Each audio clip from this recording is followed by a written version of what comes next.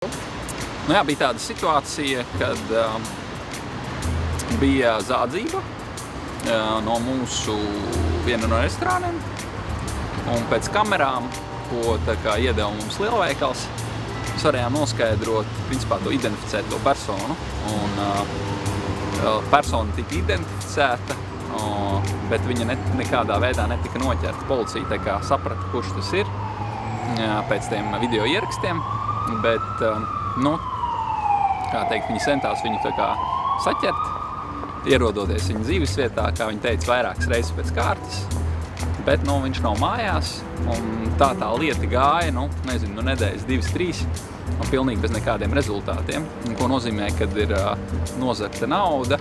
Tas, protams, nozīmē, ka jo ilgāks laiks paiet, jo tad mazākas cerības kaut ko dabūt atpakaļ. Policija viņam bija zvanījusi tam konkrētajam aizdomās turētajam, un viņš bija solījies ierasties policijā, kur viņš arī neieradās.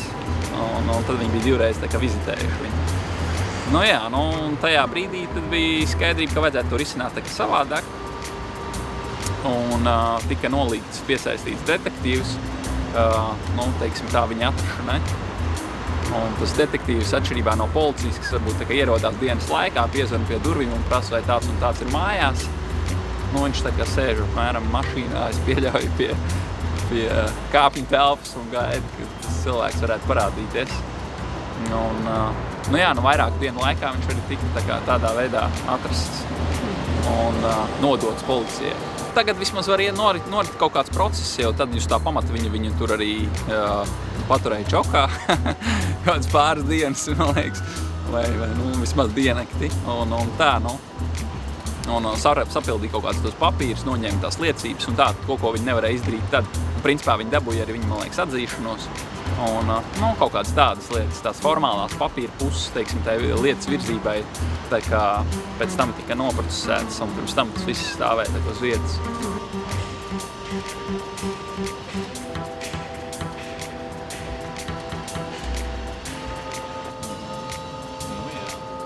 Lilija, galvās atgriezusies, jau ne?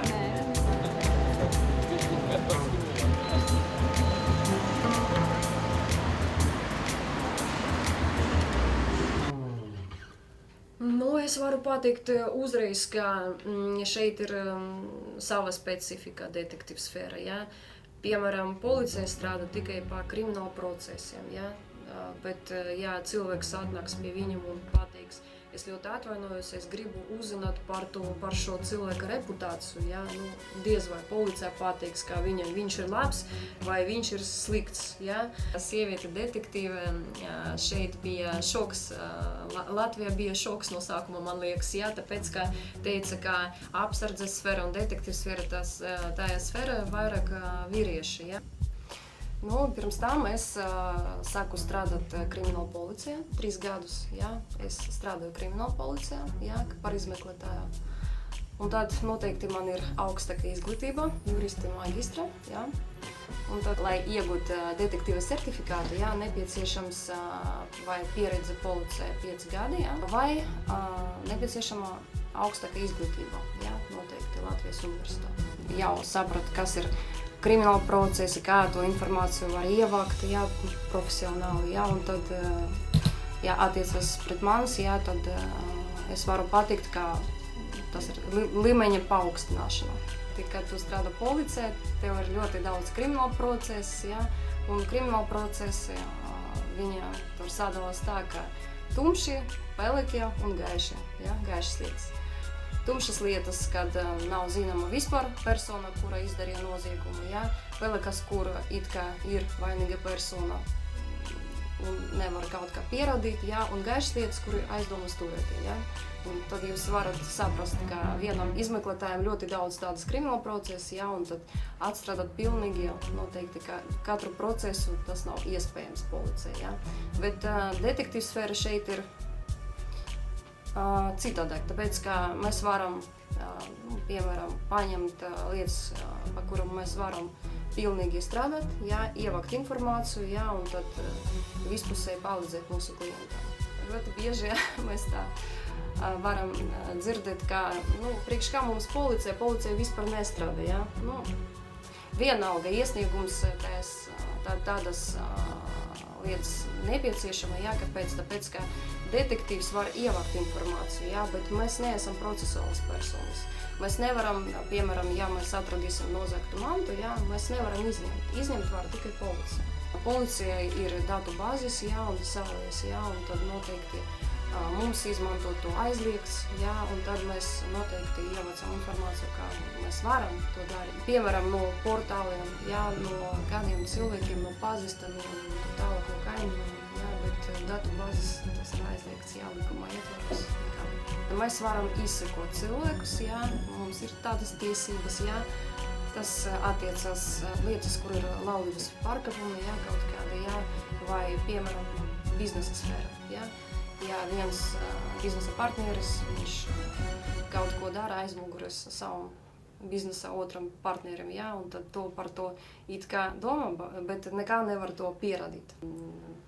Ja mēs izsekojam cilvēkus, jā, tad noteikti 2-3 stundas nepieciešams kaut ko mainīt, jā, vai tas ir apģērbs, vai tas ir cilvēki, jā, un tad mašīnas un tā tālāk, jā. Nu, pārrūkas tas ir tikai viena lieta, noteikti, ka ir, jā, blondīnas kaut kādas. Jā, un ir dažādas kepkas, un tā apģērbs noteikti, jā, un tad specifisks, un tad noteikti daru visu, lai man neredzētu tais moments. Tāpēc, ka jūs sapratat, ka izsekošanas laikā intuīcija cilvēkiem arī ļoti labi strādā, jā. Jā, bija kurjos, kad mūs pamanīja, jā, un tad noteikti tas bija ļoti interesanti, ja, kad automašīna viņa brauca, un tad jūtas, ka pakaļ arī kaut kāda izsekošana, ja, un tad atbrauca uz tādu vietu, ja, kur bija sapratīga situācija, ja, ka mēs nevaram vairāk strādāt. Ja. Mēs esam profesionāli, bet tādi gadījumi ir, ja, un tad tādas situācijas nepieciešams pieņemt lēmumu uzreiz, jā, un tad risināt, strādāsim tālāk vai nestrādāsim. Man bija personīgi tāda situācija, es nezināju, no kāda puses tās viss bija, jā, bet es nācu uz vienu vietu, viens vīrietis pakaļ nāk, uz otru vietu, uz trešo. Es tad domāju, ko man darīt, un es tad apgrizos, un tad uz viņas pusi nāku, jā, un skatos uz reakciju, ja? Bet viņš nezināja, ko man teikt, un tikai pajautāja, vai mēs varam iepazīties. Tur nebija tā vienkārši, ja, tāpēc, ka, ja tu strādā detektīvu sfērā, ja, noteikti intuīcija ļoti labi strādā, ja, ka tas ir vienkārši iepazīšana vai tas ir izsekošana. Visu laiku nāk adrenalīns noteikti. Es varu pateikt, ka, ja 4 dienas vai 3 dienas mums ir izsekošana, ja, tad es varu pateikt, ka man ļoti palīdz reiki, mans vēl viens virziens, ja, tāpēc, ka tu saproti, ka tu viena momenta, ja, tu adrenalīnu tev pietiek tā, ja, ka tu nevari neko ar to darīt, ja, un tad nepieciešams kaut kā nomierināties, ja. Noteikti varbūt dažreiz cilvēki nodarbojas ar jogu, jā, mans virziens ir reiki, jā, un tad noteikti nomierināties pēc tiem 3 dienām ļoti tā, dažreiz ļoti grūti. Jebkuram cilvēkam, jā, nepieciešams saprast kāda momenta, ko labāk izmantot viņam pašam, jā, varbūt tas ir daba, jā, vienkārši pastaigāties pa parkam, braukt pie jūras, jā, un tad varbūt tas ir kaut kāda kompānija, bet nekāda gadījuma alkohola, nekāda gadījuma. Nu, situācijas var būt dažādas, jā, bet es atradu savu izēju, tādas reikas vai joga, jā. Joga arī ļoti labi nomierina. Bowling ļoti labi, relaks ļoti labi. Tas ir pozitīvais adrenalīns. Bez cigaretēm ļoti grūti, jā, nu, bet tikai dažreiz, jā, pastāvīgi ne, jā, tāpēc, ka tas ir ne ļoti labs moments veselībai.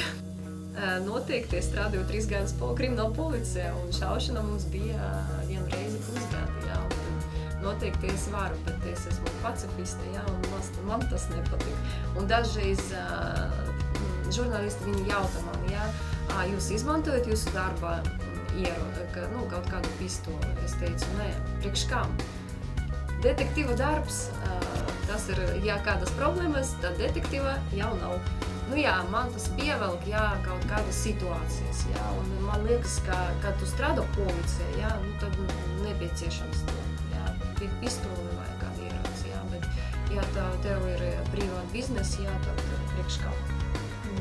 Jā, nepieciešams gadījums, kad es jūtos, kā varbūt kaut kādi draudi un tā tālāk, jā, man ir miesas sargi, jā, nekādas problēmas, jā. Varbūt dažādas situācijas notiek, jā, un nepieciešams būt gatavam, par to.